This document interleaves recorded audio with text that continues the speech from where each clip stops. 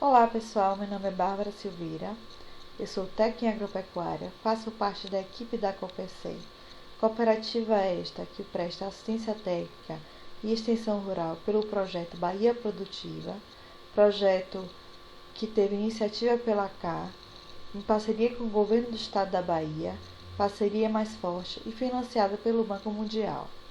Estou aqui com vocês para prestar um até à distância. A nossa temática será relacionada a caprinos, voltado para a alimentação por volumosos. Então vamos lá assistir nossa primeira videoaula? Fazendo uma breve introdução, nós temos que, quando se fala de suprimento regular para o rebanho de caprinos, é algo que constitui um dos maiores problemas quando se defronta com o produtor de caprinos da região semiárida. Então, por que isso acontece, Bárbara? Porque este fato ele decorre principalmente da existência de um longo período de estiagem, ou seja, sem chuva, né? Nós sabemos que a Caatinga, né, o semiárido, ele possui um baixo índice pluviométrico e ainda de forma desregular. Então, o que impõe o que? A maior dificuldade ao cultivo de pastagem e de forrageiras diversas. Então, bem como que uma estabilidade na produção de alimentos para a pastagem nativa ou a caatinga. Então, por outro lado, embora os caprinos eles possam sobreviver utilizando forragens grosseiras e de baixo valor nutritivo, são animais altamente seletivos, né? E eles preferem diversas dietas, né? E tem que ser de boa qualidade. Então, para que isso ocorra, para que eles encontrem essa dieta agradável para eles percorrem grandes distâncias, né? Escolhendo as plantas e as pastas mais agradáveis e mais nutritivas. E Bárbara, como é que eu faço ter uma fonte nutritiva para os nossos caprinos, né? Então a gente tem que buscar uma eficiência no esquema de produção de forragens, especialmente para o quê? Para o período de seca, né? Acompanhado de um criterioso plano de alimentação do rebanho, que são estes fatores que têm uma extrema importância para a melhoria da produção e da produtividade, né, dos caprinos na região semiárida. Então, com significativos retornos para o produtor. Então, a gente tem que fazer um planejamento da produção, principalmente de forrageiras, né? Como plantar, o que plantar, qual é a época boa de plantar. Então, para você ter um maior retorno, você tem que planejar até na alimentação dos caprinos. Todos nós já sabemos que nós temos os tipos de sistema de criação. Quais são eles, Bárbara? Nós temos o sistema extensivo, o sistema semi-intensivo e o sistema intensivo, né? Então, o retorno econômico da criação de ovinos ou de caprinos, ele depende de quê? De 4 elementos essenciais. Então, quais são eles, Bárbara? São as pessoas que estão envolvidas na produção, os animais, os recursos naturais, né, disponíveis na propriedade, os recursos tecnológicos empregados, que devem funcionar em perfeito equilíbrio, voltados para o mesmo objetivo, que é a condução desse elemento que é chamado de sistema de produção de criação. Então, quando se fala de sistema de produção de criação, como foi dito, tem o sistema de criação extensivo. Nós vamos falar sobre o sistema de criação extensivo, né? É o mais simples, né? O mais rústico e menor custo. Então, as instalações são mínimas, né? As práticas de manejo sanitário são raramente utilizadas, o nível de adoção de tecnologia é baixo, o que reflete em baixos índices de produtivos, elevada taxa de mortalidade e, por consequência, uma menor produtividade. Então, o que ocorre nesse sistema de cultivo? Os animais são mantidos a pasto, né? Naturais, então, sendo que o rendimento da atividade depende totalmente da fertilidade natural da terra, né, e das condições climáticas e da produção sazonal de pastagem. Então, como vimos aí, o sistema extensivo ele demanda de pouca tecnologia e os animais são soltos a pasto. Já o sistema semi-intensivo, né, tem um certo grau de adoção de tecnologia. Não é diferente do sistema extensivo, está no meio do sistema extensivo e o sistema intensivo que a gente vai ver no próximo slide. Né? Uma vez que envolve a base do sistema extensivo com algumas melhorias no índice de produtivos por meio de adoção de algumas ferramentas, como na suplementação animal e práticas de manejo sanitário, entre outras. E aí agora nós temos o sistema intensivo. Quando se fala sistema intensivo, se fala de confinamento. Os animais estão confinados, ou seja, presos. Então é um sistema que ele demanda de alta tecnologia. Todas as ações devem ser muito bem planejadas, pois os custos de produção são superiores aos demais, né? Você tem um maior custo de produção, mas também um maior retorno. Então, qual é o objetivo do tipo de sistema extensivo? Tem como objetivo o quê? A maior produtividade por animal ou maior produção por área, por meio de quê? Da melhora de utilização de recursos tecnológicos, como o cultivo e adubação de pastagens, né? Divisão de pastagens em piquetes e fornecimento de ração balanceada, né? E temos o uso da estação de monta, instalações adequadas e correto manejo sanitário dos animais. Então você tem uma maior produção em menor quantidade de tempo, né? Então, quem quer aí cultivar em menor quantidade de tempo para, né, vender para abate ou para outro tipo de finalidade, o sistema intensivo, e que tem também capital para investir no sistema intensivo, está aí o sistema intensivo com menor quantidade de tempo na produção, né?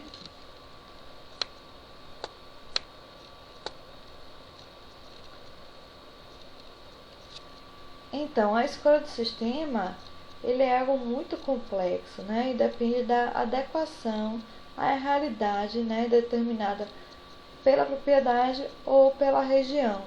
Nós temos aí que o mais eficiente será aquele que será capaz de atender o objetivo principal da criação, que é obter um produto de qualidade, né, que atenda à necessidade do mercado consumidor.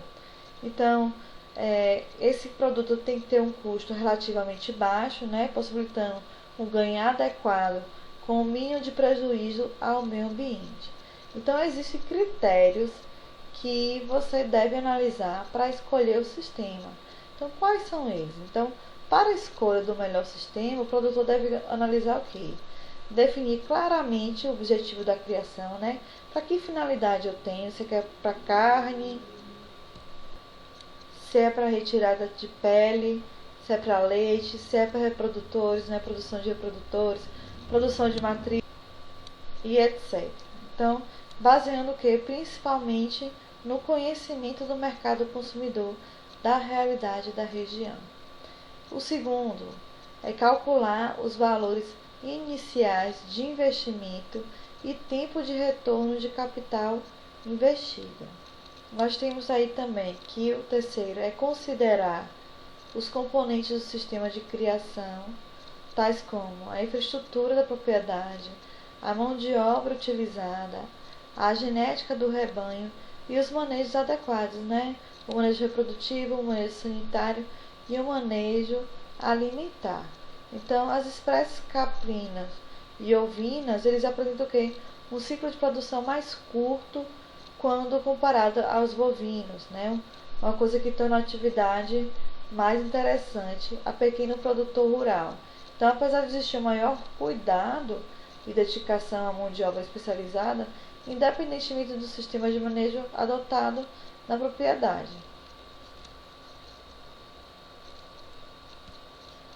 Quando se fala de produção de volumosos, se fala de quê? De pastejo rotacionado.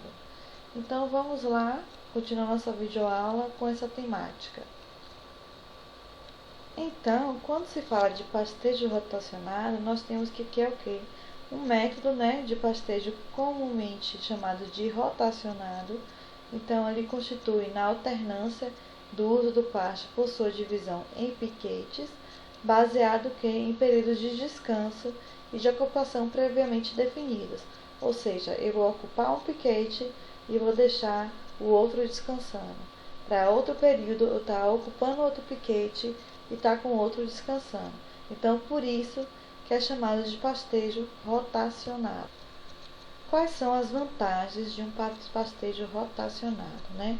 Nós temos aí a melhor utilização do pasto disponível, temos uma maior capacidade de suporte do pasto, porque você deixa o pasto ele respirar, produção de lotes mais uniformes, aumento da produção de carne, né, de cordeiros por hectare e retorno mais rápido de capital investido.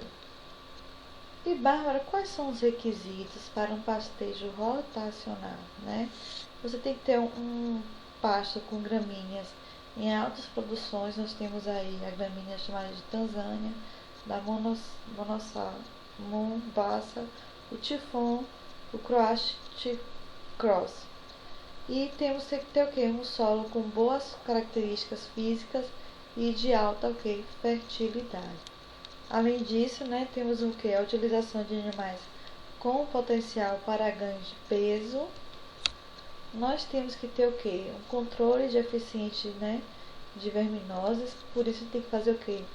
Dar preferência ao uso de gramíneas cespitosas, ou seja, que crescem em touceiras, né? Você vermifuga os animais antes de entrarem no pasto também e adotar o que? Exames periódicos de contagem de ovos, né? Como indicador de necessidade de vermifugação. Então, a partir, né, esses exames periódicos, tem que ter o que? Igual a 800 vermifuga por lote.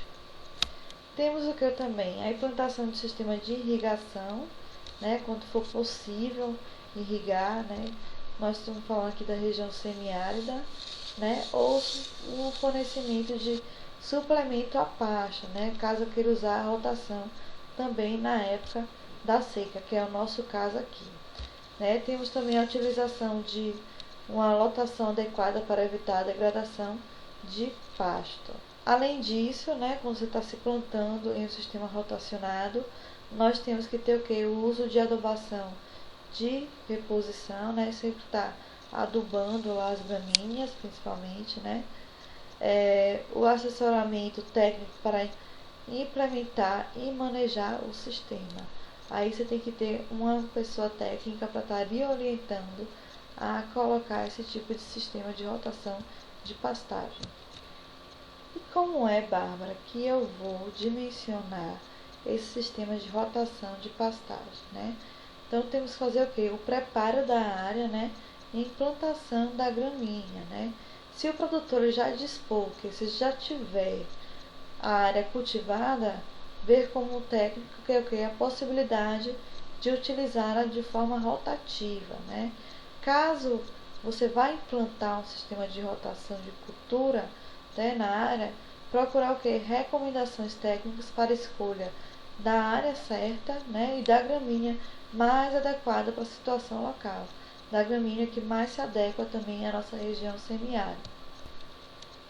Então, nós vamos ver aqui um exemplo da questão da divisão da área de piquetes. Como é que eu vou dividir essa área de piquetes? Então, para determinar o número de piquetes, né, e definir os períodos de descanso e de ocupação, que varia de acordo com a gramínea, então temos aqui um exemplo, né, que será utilizado, dado para o capim Tanzânia. Isso aí o técnico vai lhe ajudar a fazer essa divisão de áreas de piquete.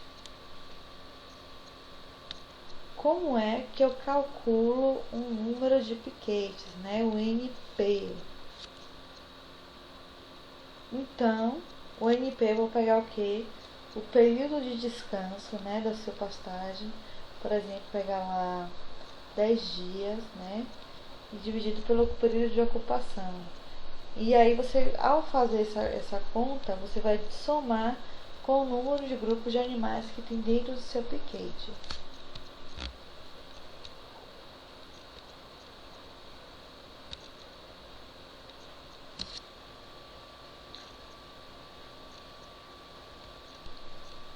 E como faço, Bárbara, para dividir, para achar o tamanho do piquete, o TP, né? Então, com a ajuda do técnico, do ACR, como por exemplo, nós vamos calcular o tamanho desse piquete. Então, o que é que eu pego? A área do pasto, né, que vai ser utilizada, e o número de piquetes que eu achei lá em cima, né, nessa conta que eu fiz anteriormente. Então, se a área do pasto vai ser utilizada é 20.000 metros quadrados, eu divido pelos 10 que eu achei lá no slide anterior. Então, o tamanho do piquete vai ser 2.000 metros quadrados, né? Nossa área aí. Bárbara, e os formatos dos piquetes? Como é que eu vou fazer esse piquete, né? Esse piquete de forma quadrada e de forma retangular, né? São mais adequados, né? Como sugestão, por exemplo, dado a adotar as dimensões de 40 metros por 50 metros, né? 50 de comprimento e 40 de largura, né? E aí esses piquetes devem ser divididos por onde, Bárbara? Por cercas, né? Então nós temos aí o formato dos piquetes e para fazer a plantação da gramínea, por exemplo. Então, pessoal, nós temos aí algumas referências onde você pode pegar esse material para estar dando uma olhada sobre a questão da alimentação com volumosos, principalmente em rotação de piquetes. Temos aí a Embrapa, né, Empresa Brasileira de Pesquisa Agropecuária, e temos a coleção do Senar 1, né, caprinos com alimentação com volumosos. Então, pessoal, fazendo um breve resumo, nós vimos aí nessa videoaula que a gente falou sobre as dificuldades que o semiárido ele tem, né, em relação à questão das chuvas, né, para a produção de alimentação para caprinos, mas temos aí também, como por exemplo, a palma, né, que tem que ser misturada com alguma gramínea, algum volumoso para servir de alimentação para as cabras. Isso que a gente vai ver em outra videoaula. E nós vemos o tipo de sistema, que é o sistema extensivo, que não demanda de tanta tecnologia, o semi-intensivo, que está entre no meio do intensivo e do extensivo, né, que demanda um pouco de tecnologia, e o sistema de intensivo, que está em confinamento, né, o animal está preso e demanda um alto nível de tecnologia. A produção é também mais eficiente, né? Mas necessita de um custo maior para investir, para manter esses animais confinados. Nós vimos também o sistema rotacionado, né? Onde você vê que o sistema rotacionado é dividido em piquetes, como se fala, o próprio nome diz, né? Rotação, você está rodando os animais dentro desses piquetes, deixando o pasto descansando durante uma época que ele não vai estar ocupado até recuperar o solo. E aí você vai rotacionando essa sua criação durante, né, o período de cultivo. Vimos também, né, voltando lá para a questão da escolha do sistema, você viu vários critérios de criação, principalmente o que é a finalidade da sua produção. E voltando aqui para o sistema, né, de rotação de piquetes, nós temos aqui o cálculo de você achar o tamanho da área que vai ser explorada e o número de piquetes que vai ser colocados na sua propriedade. E espero que tenham aproveitado, né, e até uma próxima aula. Na próxima aula nós vamos continuar com a alimentação com volumosos e espero que tenham aproveitado e espero que tenham chegado, né? Espero que eu tenha chegado ao objetivo dessa aula em estar falando com vocês sobre alimentação com volumosos. Até mais, obrigada e até a próxima aula.